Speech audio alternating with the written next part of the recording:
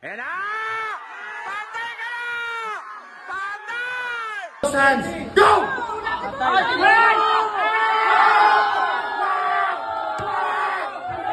For today's video guys, ituturo ko nga pala sa inyo kung paano magpalakasin ng hayop nyo. Kung hayop ka man, panoorin mo to. Let's go!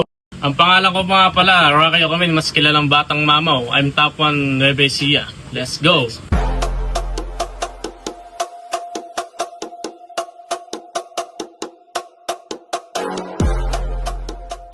Step 1, back pressure.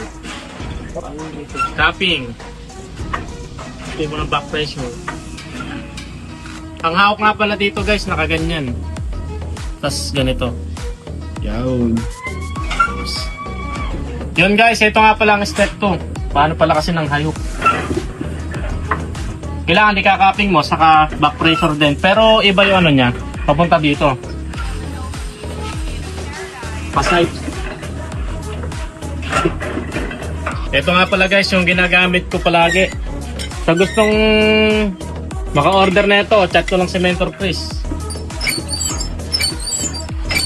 Lang isa dito, napalapad, papalakasin ng grip mo.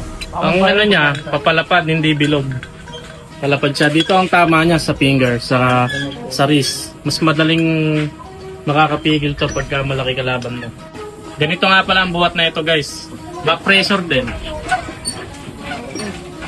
Yan, plus capping. Pwede ding side to. Yan, high hook. Pero,